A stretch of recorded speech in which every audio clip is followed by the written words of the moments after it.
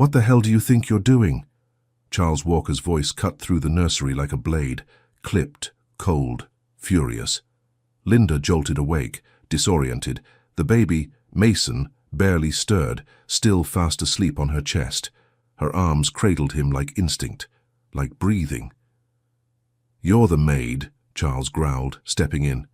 Not his mother. Not anything. Linda didn't flinch. She sat up slowly, her hands never leaving the baby's back. "He wouldn't stop crying," she said, steady as stone. No one else came. Charles's jaw tightened. His briefcase hit the floor with a thud. Then he reached down, fast, rough, and ripped Mason from her arms. The baby screamed, instant, gut-wrenching, wild. Tiny fists clawed at the air, legs kicking, his whole body twisting in panic. "Shh, it's all right, buddy," Charles muttered, pacing. But Mason shrieked louder. His cries bounced off the walls like sirens. Linda stood still, watching. A storm was brewing outside the window, but it couldn't touch the one already tearing through that room. "Give him back," she said, voice low. "You're scaring him." Charles turned, fury in his eyes, but he saw it then, the terror in his son's face, the way Mason fought him like a stranger. His grip faltered, and for just a second, he hesitated. Then, slowly, he handed the baby back. The moment Linda touched him, the cries broke, collapsed into soft sobs, then hiccups, then stillness. Mason curled into her chest like nothing else existed, like he'd come home. Charles didn't speak. He couldn't. He stood there, breathing hard, suit soaked from the rain outside, face unreadable. And then he walked out. No apology. No thank you. Just silence. That night, no one spoke of what happened. But the house, that perfect, pristine house, felt different, colder, like something had cracked behind the walls. By morning, Linda moved through the mansion like a shadow, unseen, unacknowledged, but still there, still holding on. And when Mason cried again during nap time, that same piercing wail, the staff panicked, the nanny froze, and someone whispered, "Go get her." But before we begin, click subscribe, like this video, and tell us where in the world you're watching from. I hope this story makes you believe kindness comes from the heart. The nursery stayed quiet for the rest of the night, almost too quiet. Outside, rain traced crooked rivers down the windows. Inside, the air hung thick, like something unspoken was still lingering in the corners of the room. Linda didn't sleep. She lay on the floor, Mason resting against her chest, rising and falling with every breath. He hadn't let go of her shirt, and she hadn't tried to move him. Not yet. By morning, the rhythm of the house resumed. Silver trays clinked down on marble countertops. Shoes echoed down the halls. Orders were whispered. Curtains were drawn. But no one said a word about the night before. No one mentioned the crying, the shouting, the stillness that followed. Not the butler, not the nanny, not even Charles Walker. He came down the stairs precisely at 7 a.m., as always, hair combed, tie sharp, jacket flawless. But his eyes looked like they hadn't closed all night. He didn't look at Linda as he passed her in the hallway. Didn't nod, didn't blink, just moved on. Linda didn't care. She wasn't here for his validation. She was here for the baby.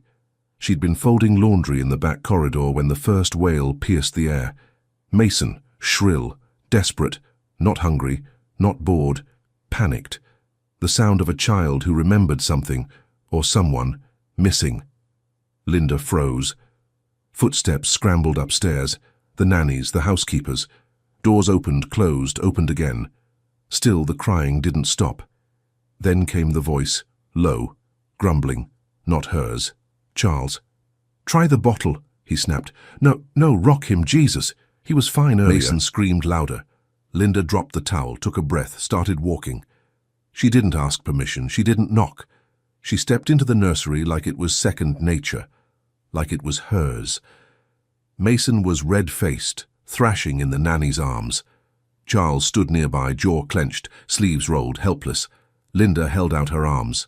No one spoke. The nanny hesitated, but Charles gave the tiniest nod. And the moment Mason landed against Linda's chest, silence. Just like that. His tiny hand gripped her collar, his breathing slowed, and the room exhaled with him. The butler, standing in the doorway, murmured under his breath, "He only sleeps with her now." Charles didn't respond. He just stared, not at the baby, at the woman holding him. That night, Charles stood outside the nursery again. His hand hovered above the doorknob, but he didn't turn it. Inside, Linda was singing. Something soft, familiar, not in words, just sound. Mason had fallen asleep minutes ago, but she kept singing anyway. Maybe for him, maybe for herself. Charles leaned against the doorframe. He didn't understand it, didn't know what to call it, didn't want to admit how much it moved him. Later, Linda walked back to her quarters, Mason's scent still on her shirt. Her steps were quiet, her shoulders straight. She passed Charles in the hallway. He stood at the window, phone in hand, unread messages glowing on the screen. He didn't look up, but as she passed, he said, barely audible, "Thank you." She paused. Just a second. Then kept walking. The next morning, Mason cried again during nap time. The nanny tried. The lullaby app failed. Charles closed his laptop, rubbed his temple. Downstairs, the butler waited in the hall like he already knew what was coming. Charles stood in the doorway, jaw tight, tie loose. Then he muttered it, not an order, not a plea, just a truth he couldn't fight anymore. Bring her. The second time she held him, it was different. No shouting, no storm, no accusations flying through the air, just a hallway full of tension and a man trying to pretend he hadn't spent the last 10 minutes failing to soothe his own child. Mason had cried himself hoarse, red-faced, breath-catching, tiny limbs flailing against the air like it had betrayed him. Charles stood at the window, still in his dress shirt, the cufflinks missing.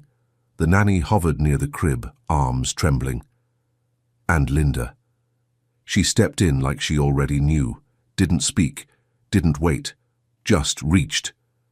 The baby was in her arms before anyone could question it. Within seconds, the screaming faded into soft, shuddering breaths. Charles didn't move. He just watched. Like maybe if he stood still enough, it wouldn't sting so much. The butler broke the silence. "I believe he only sleeps with her now." Charles didn't answer, but the words stayed, long after Linda left the nursery, long after Mason drifted off in her arms, lips parted in peace, long into the night. Later in the kitchen, the staff whispered like guilt was catching. "She must have done this before," one said. "Maybe she's a mother," another offered. "Or maybe," the housekeeper muttered, "the baby just knows softness, knows safety, knows what it feels like to be held like he matters." Charles pretended not to listen, but he stood just outside the archway, fists in his pockets, eyes fixed on the floor. When he went to bed, he left the hallway light on. That night, in case, Linda lay awake, not because she couldn't sleep, but because she didn't want to. She hadn't touched a crib in years, not since her little sister outgrew the one they shared in a 2-bedroom apartment above a liquor store. Back then, Linda had rocked babies while studying for exams, burned formula in the microwave while helping with math homework. She didn't drop out of nursing school. She stopped going. There's a difference. One means you gave up. The other means the world pushed too hard, and no one helped you stand back up. She never told anyone in this house that part. Why would she? They didn't ask. The next morning, Linda took the long route through the garden, just to breathe. The air was crisp. The roses had begun to wilt, but the quiet helped. She passed a fountain near the east wing and caught her reflection in the water. Tired eyes, sleepless face. A woman the world looked straight through, unless she was holding someone else's baby. Inside, the day moved like clockwork. Polished glass, folded sheets, measured steps. Linda cleaned the sitting room without a word, until the housekeeper, Margaret, passed by and whispered, "Word is he stood in the hallway for 30 minutes last night, just listening to you sing." Linda didn't stop wiping the mirror. But her hand paused, only for a second. Upstairs, Charles paced the nursery again. He hovered by the crib, watching Mason sleep. He didn't know the lullaby, didn't know how to hold his son without feeling like he'd break him. Grief had hardened his hands. Guilt had sealed his mouth shut. He sat on the rocking chair, the one Linda had used, and tried humming the tune from memory. It came out flat, broken, off-key. But Mason stirred, then sighed. A soft sound, not a cry. Progress. That evening, Charles stood outside Linda's door. He raised a hand to knock, stopped, lowered it, lifted it again. Still, he couldn't bring himself to do it. Inside, Linda sat on the edge of her bed, folding Mason's blanket tighter than it needed to be. She knew he was out there, could feel it, but she didn't move. Let him be the one to figure it out. The next morning, she found a folded note tucked under a teacup near the nursery. No envelope, no signature, just a single line. "I'm not good at this, but I'm trying." She didn't smile. But something in her chest eased, just a little. And that afternoon, when Mason cried again, loud and urgent, Charles didn't wait. He didn't call the nanny, didn't look for the housekeeper. He found Linda in the linen hallway, didn't say a word, just met her eyes and handed her the baby. The Walker estate was big enough to hold noise, but it didn't. Not real noise, not laughter, not grief. Just the polished silence of too many rooms with no one talking. Charles liked it that way, or at least he told himself he did. After Elise died, he didn't change the nursery, didn't remove her books, didn't repaint the walls she picked. He replaced their presence with employees, nannies, nurses, assistants who didn't ask questions. He moved meetings to the West Wing, avoided the baby monitor, left at sunrise, came home after dark. It was easier to drown in emails than memories. But now a voice hummed through the house each night, not Elise's, not his, hers, Linda. He didn't know when it started, the pull. At first, it was just relief. The baby slept when she was there. Then it was curiosity, how she never flinched when Mason wailed, how her voice stayed soft, even when no one was listening. Then it became something else, a noise in the quiet. That morning, he sat at the breakfast table, coffee growing cold, papers untouched. The staff buzzed around him, setting plates, checking clocks. Linda passed through, carrying a folded basket of towels. She didn't look at him, didn't nod, just walked. But he noticed something in the way she moved, like a shadow determined to stay in the light. Later, in the nursery, he tried again. Mason was awake, fussy, not screaming, just unsettled. Charles picked him up awkwardly. Stiff arms, wrong angle. The baby squirmed. He glanced at the rocking chair, sat down, started swaying. "I'm your dad," he muttered, like the words might explain anything. Mason whined, reached toward the door, as if he already knew what was missing. Linda entered a moment later, bottle in hand. She hesitated. He didn't leave, didn't hand the baby off immediately either, just looked at her, then said, flat, honest, "I don't know how to do this." She sat beside him, not close, not far. "He doesn't care about perfect," she said, adjusting Mason's blanket.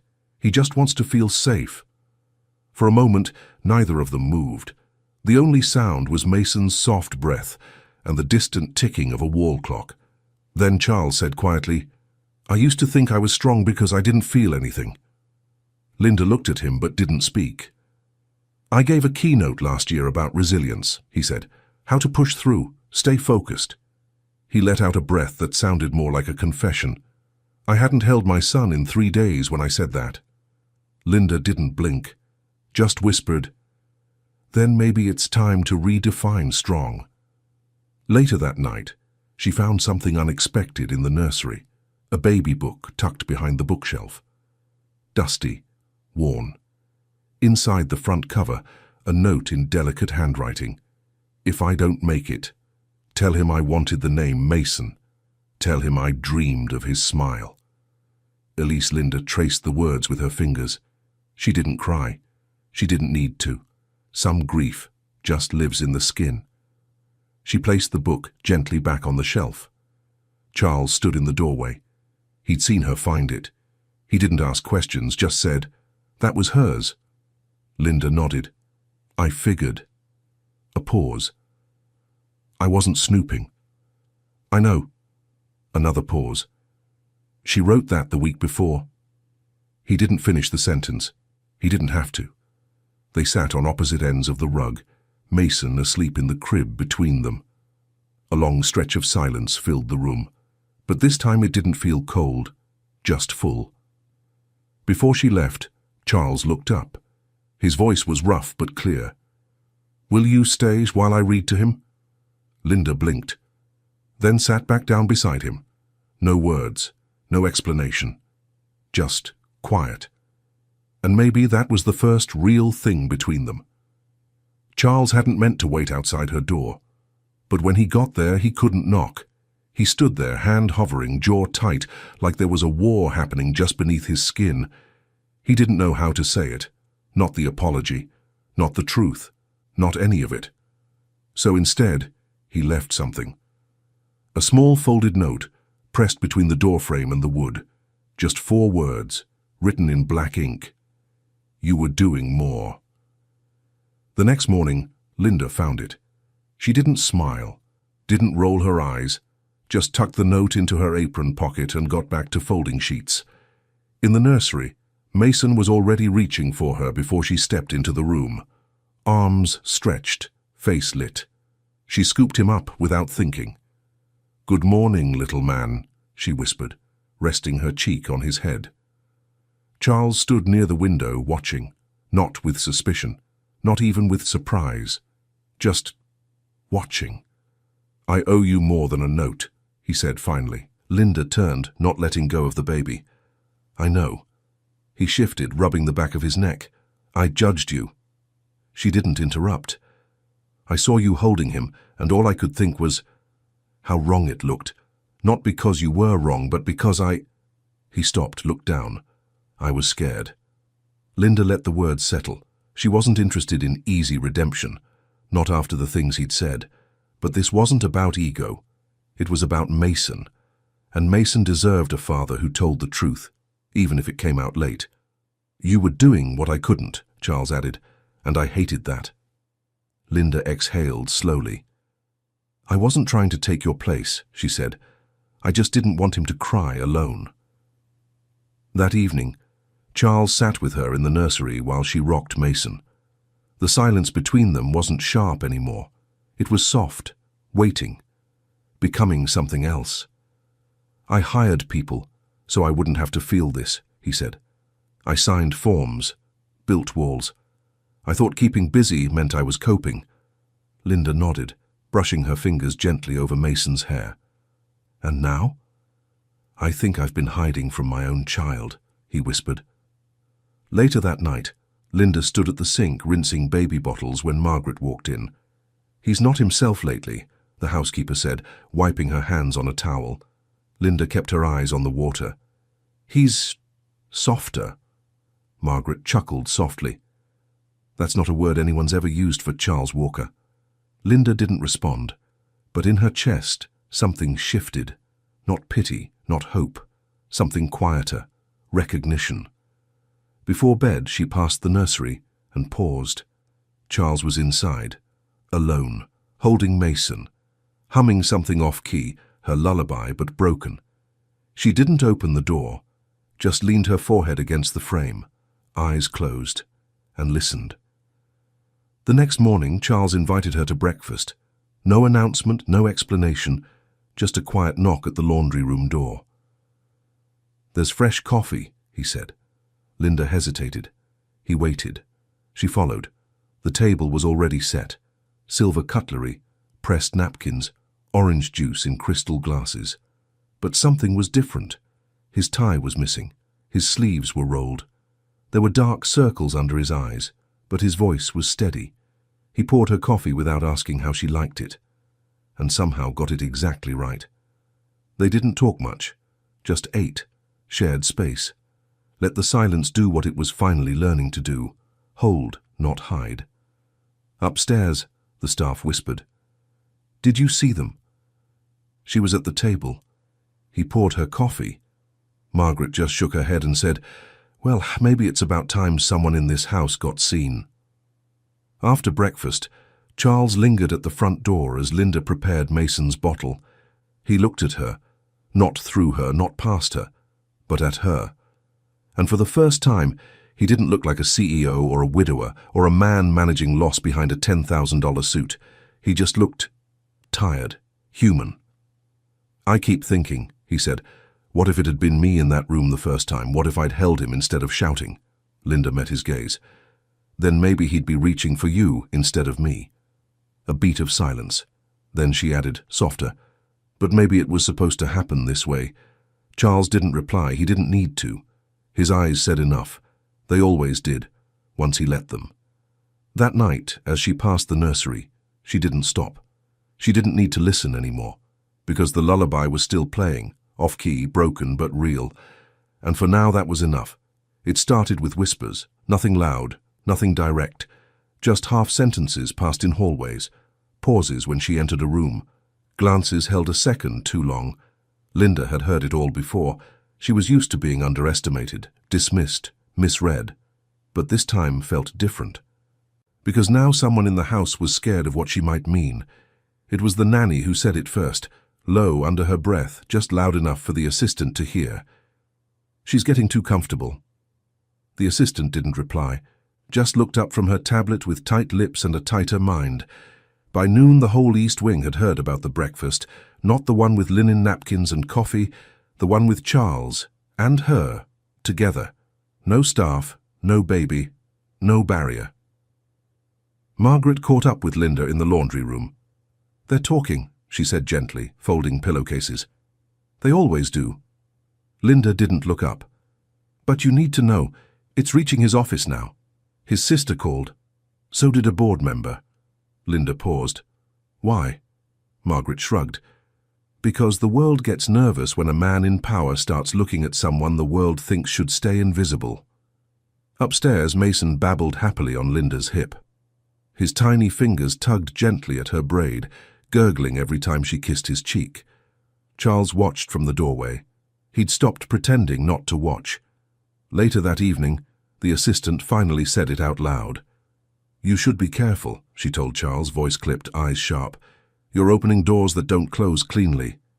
He didn't look up from his laptop. "Meaning?" "Meaning she's the help, and people are watching. Investors, partners, your image matters." Charles shut the laptop slowly. "Does my son's peace matter?" The assistant's mouth twitched. "I'm just saying, be smart." The next morning, Linda found her routine broken. Her name was missing from the baby's feeding chart. The nannies had been written in. She said nothing, just walked away. By the third day, Mason had screamed through 3 naps, refused 2 bottles, and thrown the nanny's bracelet across the room. When Linda passed by the nursery, Charles was pacing. "Where is she?" he snapped. "She's off," the nanny replied, flustered. "You said—" "I said nothing." He didn't wait. He found Linda in the garden, near the broken bench no one sat on. She was tying her apron tighter, trying to hold her expression still. "You gave me a day off." "I gave you space." "Well, now you have it." Mason's cry echoed from the nursery window. Linda didn't move. Charles stepped closer. His voice cracked, not with anger, but with something sharper. "He won't stop.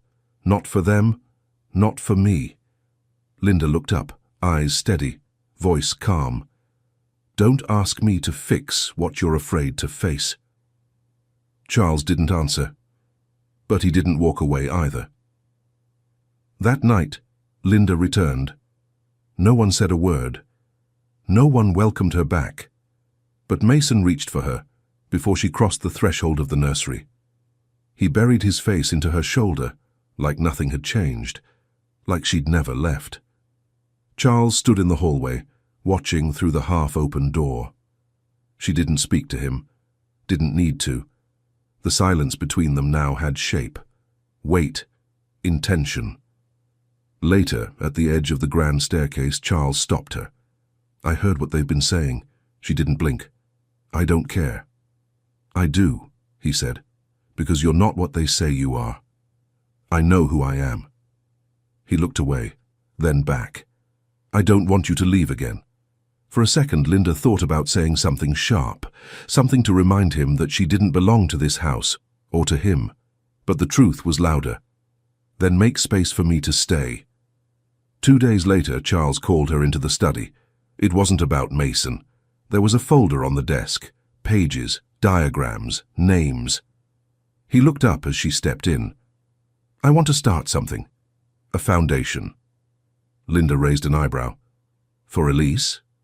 "Yes, but not in memory of her. In honor of what she didn't get the chance to do." She opened the folder, and there it was, the Elise Grace Foundation, a non-profit for single mothers, caregivers, women who held things together in silence. Her voice caught before she could answer. Charles stepped closer. "I want you to be part of it." She didn't say yes right away. When Charles asked her to join the foundation, Linda just stood there, one hand still on the folder, the other clenched by her side. He waited. No pressure, no persuasion, just waited. And that, more than anything, made her consider it. Later that night, she sat on the edge of her bed, the documents spread out like blueprints for a life she'd never imagined she'd be invited to build. Single mothers, displaced caregivers, women who raised children that weren't their own, and disappeared quietly into the background when no one needed them anymore. For the first time, someone wanted to give them a name, a platform, a future, and that someone was Charles Walker. She said yes the next morning, not with a handshake, not with a speech, just a quiet nod as she handed him a revised draft of the mission statement. He read it once, then again, and when he looked up, something in his face had softened. "You rewrote this?" "I lived it," she said. The days that followed moved differently. Linda spent less time in the laundry room and more time in the sunlit corner office Charles offered her off the library. It wasn't big, but it had a view of the garden. Her name wasn't on the door. Not yet. But there was a cup with her initials, a desk drawer with a lock, a notebook only she touched, and slowly the staff stopped whispering. Because you don't whisper about someone who's already walking like she belongs. Mason adjusted instantly. He ran to her when she walked through the door, tugged her scarf off, reached for her hair. But one afternoon something changed. She was bending down to tie his shoe when he looked up, wide-eyed, certain, and said it. "Mama." The room went still. Linda froze. Charles, standing near the doorway, didn't move. Not even his breath gave him away. She started, but the word caught. Mason giggled, proud of himself, reached for her again. She didn't correct him, didn't scold, didn't flinch. She just pulled him close and kissed his forehead. That night she stood outside Charles's office, folder in hand, trying to decide whether to knock. Inside she heard voices, low and serious. A reporter, some kind of feature for the launch event, then something that made her still. "She's not the nanny," Charles said. "She's the heart of this home." Silence. Then the sound of a pen clicking, pages flipping. Linda stepped away before he saw her, but her hands trembled for the rest of the night. She didn't speak about the mama moment, neither did Charles, but something shifted, in the space between them, in the way he started asking for her thoughts in meetings, waiting for her nod before finalizing decisions. She wasn't just a helper anymore, she was trusted. And yet, the tension stayed, thick and quiet. It lingered in the hallway after late-night strategy calls, hung in the air when they stood too close in the nursery, grew heavier when their hands almost touched, and didn't. It all came to a point on a rainy Tuesday afternoon. Charles was leaning over her desk, reviewing grant proposals. Mason was asleep on a mat beside her chair, one small hand wrapped around the hem of her skirt. They were close, too close. His shoulder brushed hers as he reached for a pen. She didn't move. He didn't either. The air between them held its breath. Then the front door rang. The housekeeper's voice echoed faintly through the hall. "Mr. Walker, you have visitors." He straightened. Too fast. Linda stood up, too slowly. Minutes later, Linda opened the front door and froze. An elegant woman stood on the marble steps, pearls at her throat, a leather clutch folded tight in one hand. Behind her, a man, tall, grey-haired and disapproving, looked past Linda like she was a fingerprint on a glass wall. "We'd like to see our grandson," the woman said. Linda stepped aside, but didn't bow her head. "He's resting," she said plainly. "And who are you?" "Linda Patterson." The woman's mouth pinched. "The maid." Linda's gaze didn't falter. "The one who stayed." The last time someone looked at her like that, Linda was 16, standing outside a grocery store, holding her baby brother's hand, explaining why she couldn't pay for formula. That same look, not anger, not even disgust, just dismissal. Like she was a problem, a mistake, a line that didn't belong on the page. Mrs. Hawthorne, Elise's mother, didn't step inside right away. She hovered just past the threshold like she expected the house to apologize. Her husband, lean and silent, glanced at the portraits on the wall and made a noise under his breath. "It still smells like her," he said. Charles appeared behind Linda, his voice quiet but firm. "It's Mason's home now." They were led to the sitting room. Linda stayed back. She didn't belong in that kind of room, not in most houses. But Charles glanced over his shoulder and held the door. She followed. Mrs. Hawthorne sat straight-backed on the edge of the sofa, coat still on, as if to say she wouldn't be staying long.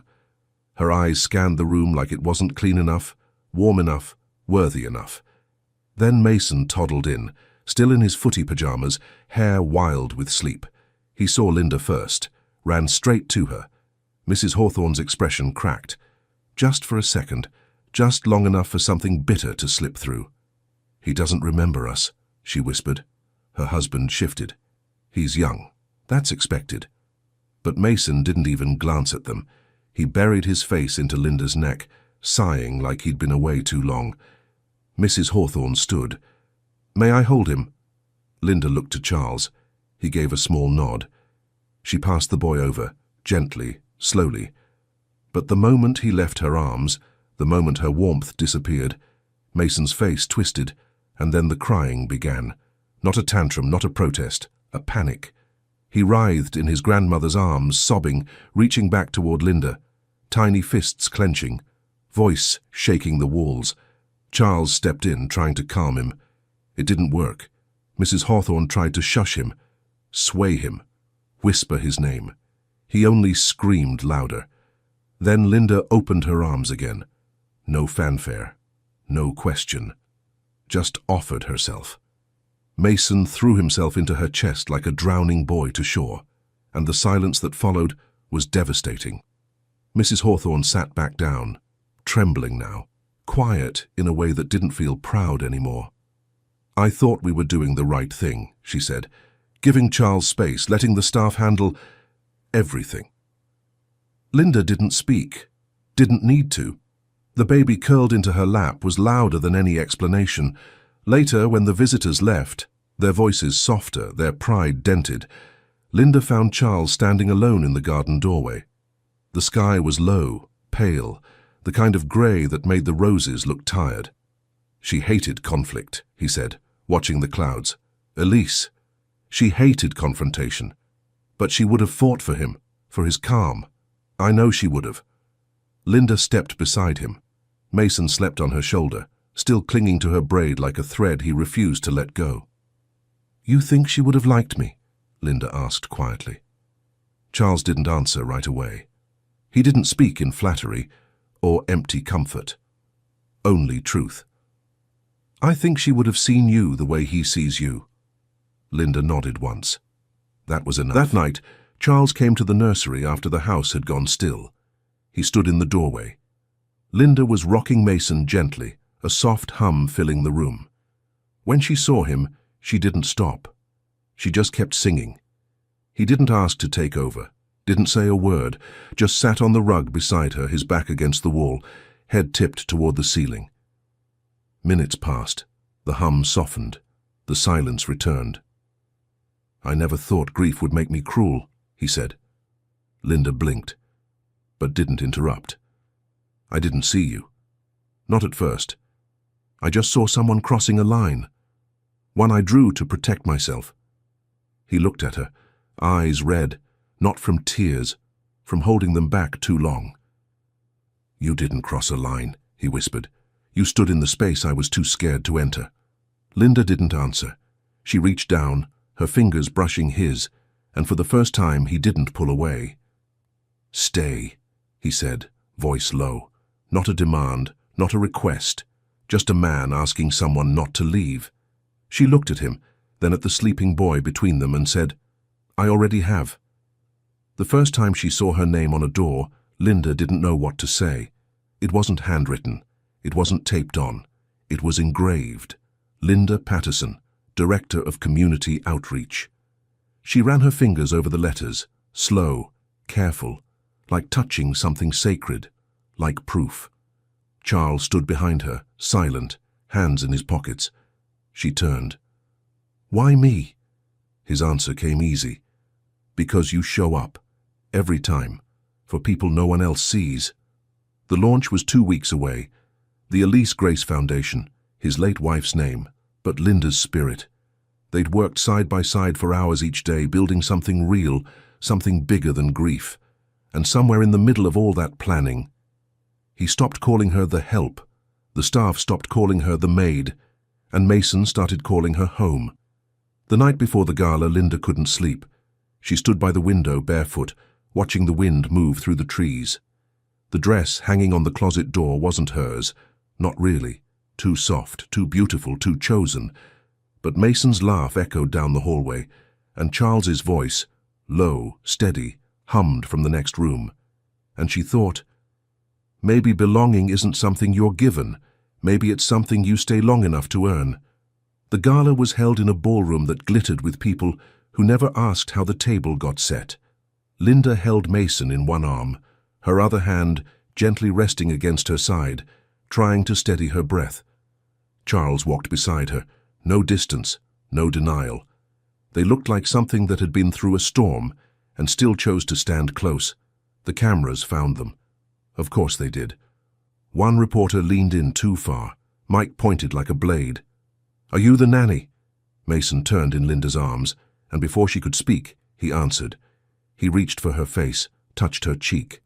"Mama." The room stilled. The reporter blinked, and someone's flash went off just as Mason laid his head on her shoulder. Charles didn't say a word.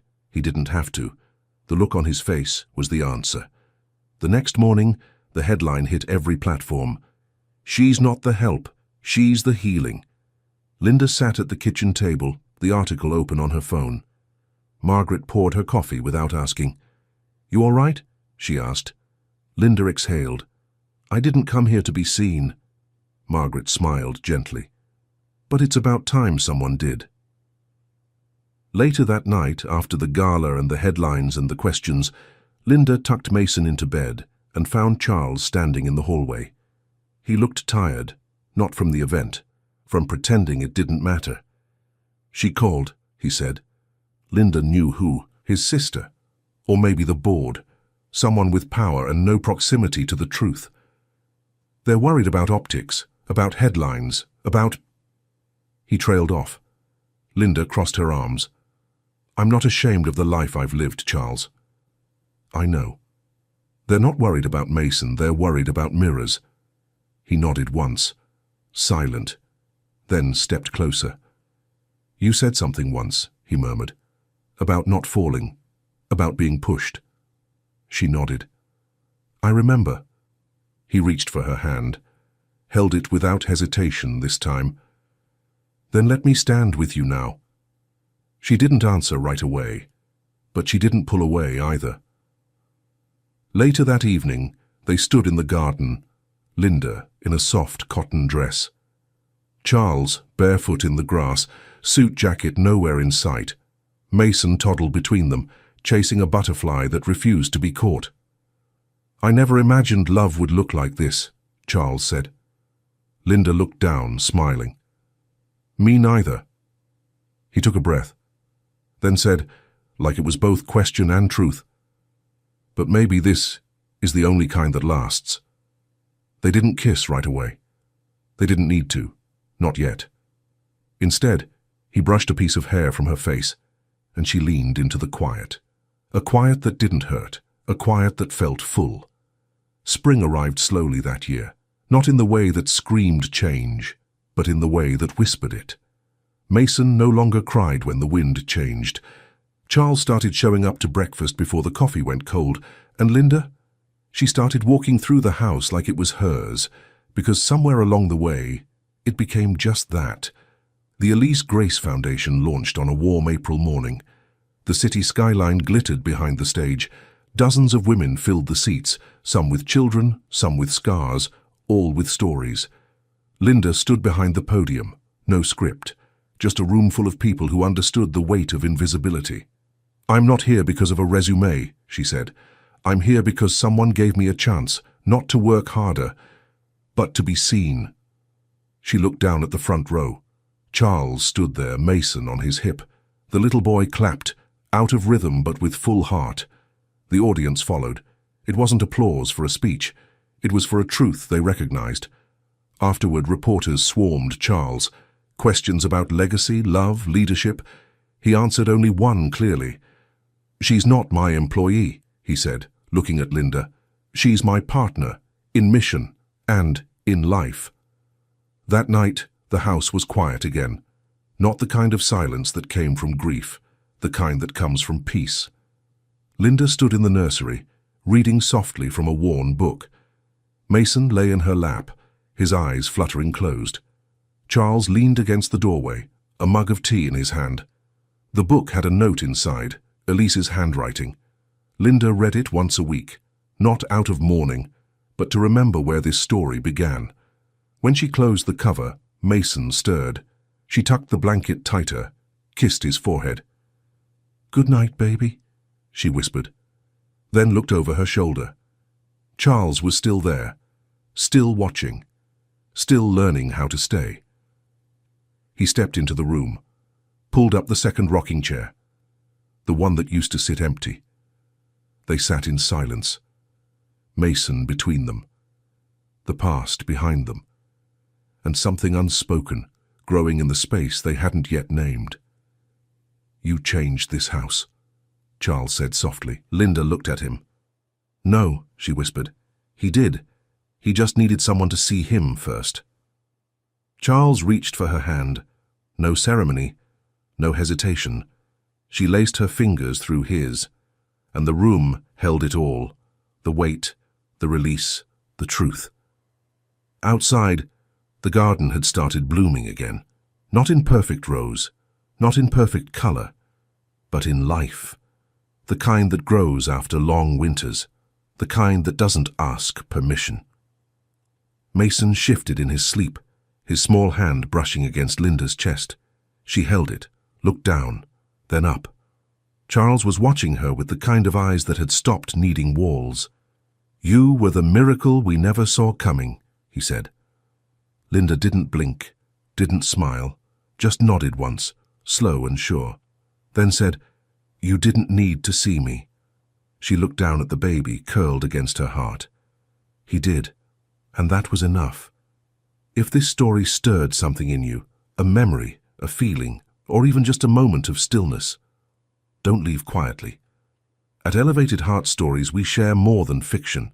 We share real moments, the kind that move hearts, open eyes, and remind us what it means to be seen. So if this story found you at the right time, take a second to subscribe, like this video, and tell us where in the world you're watching from, because your voice might be the light someone else is waiting for. Until next time, stay kind, stay human, and keep your heart elevated.